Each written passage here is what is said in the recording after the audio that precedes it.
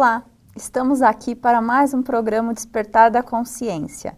Eu sou Valéria Marques e estamos no 7º programa da nossa série. Hoje vamos estudar sobre agentes da natureza. Nossa série fala sobre os elementais, estudando os capítulos 6º do livro Despertar da Consciência do Átomo ao Anjo.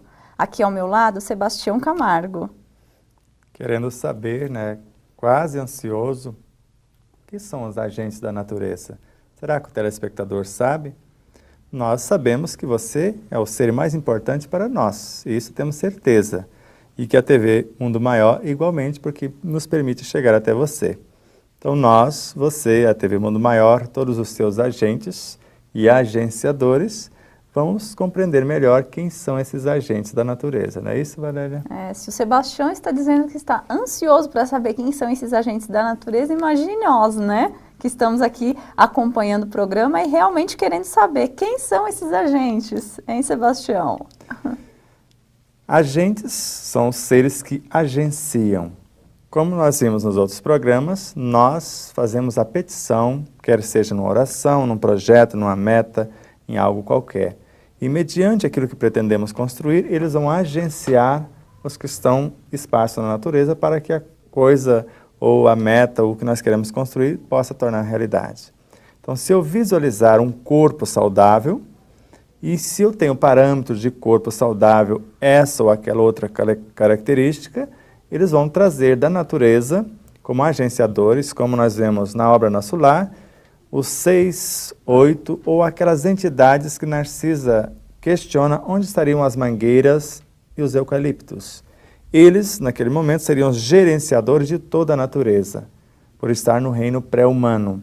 Mas os agenciadores diretamente no caule das árvores para extrair a essência que Narcisa precisava, estavam em plano menor, como nós vemos na obra Francisco de Assis com Miramês, quando o Francisco de Assis, ou Miramês, ou Caena, evoca esses agentes, eles entram e saem do caule das árvores como pequenos seres, que nós chamamos de gerenciadores das essências, não mais o elemental que governa a árvore como um todo, mas agora elementais que governam as subdivisões. Eles estão fora e estão dentro.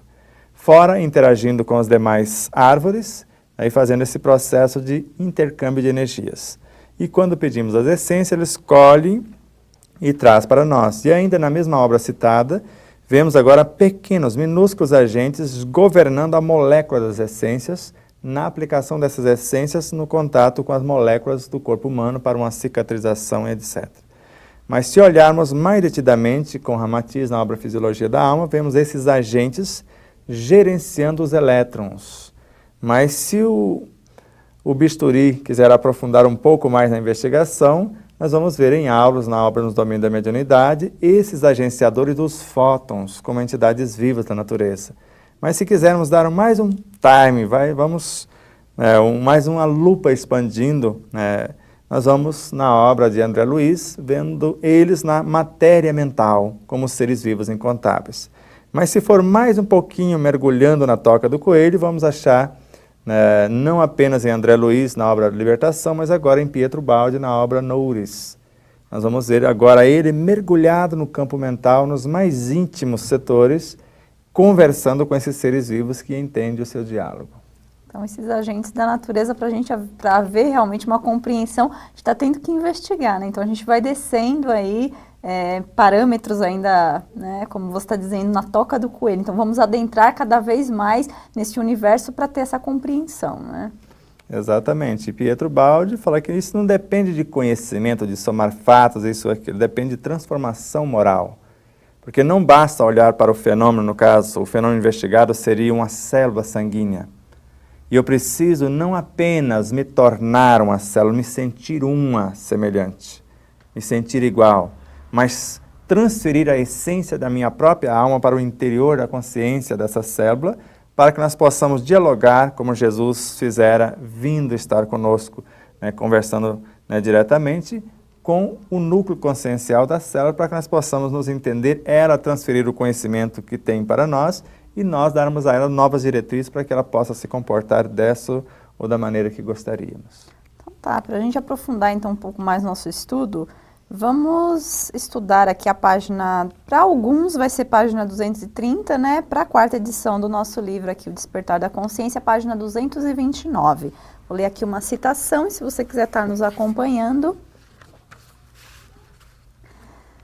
Na questão 536b do Livro dos Espíritos, lê-se: Deus não se entrega a uma ação direta sobre a natureza, mas tem os seus agentes dedicados em todos os degraus da escala dos mundos. Como seres mais abalizados a serviço da criação, não realizamos a obra diretamente. Servimos-nos desses parceiros de jornada que estagiam em nosso universo e que, mediante esse labor, ascendem conosco na escala dos mundos, internos e externos. Pode falar um pouquinho para a gente sobre toda essa questão aqui que ele já menciona, né? Os agentes da natureza. Se na natureza tudo é cópia de exatamente tudo, vemos Deus como a consciência macro ou a unidade que a tudo sintetiza. E os elementais nos veem como um Deus, porque eles não conhecem algo maior do que nós. O ápice que eles conhecem do nosso cenário seriam essas formas humanas que estariam acima dos seus cenários. Então, quando nós ordenamos com um pensamento, com um sentimento, com uma palavra, com uma atitude, eles começam a construir a obra. Na obra Nosso Lar, de André Luiz, nós vemos aqueles engenheiros de mente quase divinas começando a construção daqueles prédios, né, finíssimos, ou de uma estrutura fantástica, de uma arquitetura além da nossa imaginação às vezes. E vemos, paralelamente, os silvícolas, que são seres mais primários, ou os elementais, construindo obras semelhantes, que eles queriam copiar a coisa. Para os engenheiros, eles estavam perturbando a criação. Assim, quando nós começamos a pensar algo nobre, algo menos nobre pode visitar o nosso pensamento querendo construir algo paralelo. Mas se nós combinarmos e convidarmos a esses seres que querem construir algo paralelo a fazer parte da nossa obra, nós vamos incorporá-los em nosso cenário sem perturbar a arquitetura em si. Então, todas as vezes que pensarmos na alegria e a tristeza vir, não queira expulsá-la. Convidemos a tristeza a transformar-se em alegria ou fazer parte da estrutura desse edifício chamado alegria, assim como da humildade, da mansuetude, da tolerância, da compaixão. Então, qualquer virtude que começarmos a criar ou exercitar, quando vier os sentimentos ou pensamentos ou elementos contrários, convidá-los a fazer parte do contexto. Só que precisa de um detalhe, eles precisam vestir a roupa nupcial para ficar no contexto, ou seja, incorporar a ideia e começar a transformar-se à semelhança do que o contexto exige. Como no dizer de Jesus, na parábola do festim de núpcias, então foi convidado todos, mas todos que abraçaram a causa do Cristo tinham a roupa nupcial, tinham a vibração necessária para permanecer no ambiente. Quem queria benefício sem trabalho, não conseguiu ficar, porque ele não tinha a vibração, o preparo para permanecer no ambiente, por isso foi convidado a estar fora daquele ambiente, ou se retirar-se. Quando nós expressamos, na visão de André Luiz e de Leon Denis, começando com Leon Denis, na obra O Problema do Ser, do Destino e da Dor, a vibração de um pensamento define uma frequência, de uma palavra e de um sentimento também. Então, qualquer ser que não enquadre nessa frequência para ser incorporado para a construção desse cenário, ele é repulsado naturalmente pelas leis. A lei de atração convida, a lei de repulsão determina que se ele não enquadrar no mecanismo de atração, ele é convidado a sair do cenário. Por isso, quando pensamos na saúde, naturalmente a enfermidade bate em retirada ou ela transforma-se em saúde. Só tem dois mecanismos. Ou ela adere à nossa proposta, ou ela é convidada a retirar-se do contexto. Então, de alguma maneira, eles atuam dentro e fora de nós, né? Então, isso que você está falando, de alguma maneira, já é esse papel que nós temos que ter para que essa atuação se faça com êxito. Isso que você já, essa maneira que você já clareou para a gente, né? Exatamente. Da mesma forma que André Luiz, que nós colocamos na página 187 do livro, está na obra Libertação. Então, quando nós pensamos enfermidades, logo a moléstia nos atende, porque a enfermidade também é um elemental. E com todas as características dos moldes estruturados por nosso pensamento. E não só isso.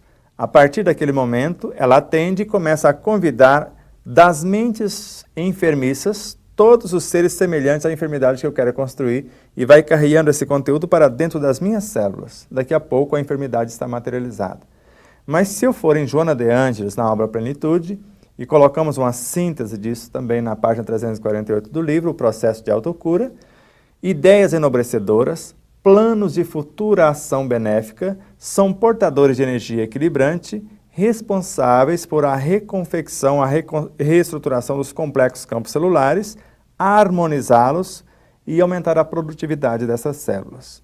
E agora eu estou convidando os elementos elementais condizentes com essa proposta de revitalização, de reestruturação, de reorganização do universo celular, ou seja, do processo de autocura. E quando eu convido esta frequência vibracional, as que estão em mim que não aderem à proposta, se espalha. Quem comigo não se ajunta, espalha, como nos dizer de Jesus. Assim que chega a ordem, ou as que estão no contexto aderem e se deixam transformar, ou desocupam o espaço, ou entram ou saem da porta, como no dizer de Jesus outra vez. Então, de alguma maneira, essa que deve ser a nossa condução desses estagiários, né? Vou pedir então para você nos responder isso mais claramente no próximo bloco, né? E para você, então, que tiver alguma dúvida ou sugestão para o nosso programa, mande-nos um e-mail para despertar@tvmundomaior.com.br e acesse também nosso site e veja toda a nossa programação, tvmundomaior.com.br. Vamos para um rápido intervalo e voltamos já.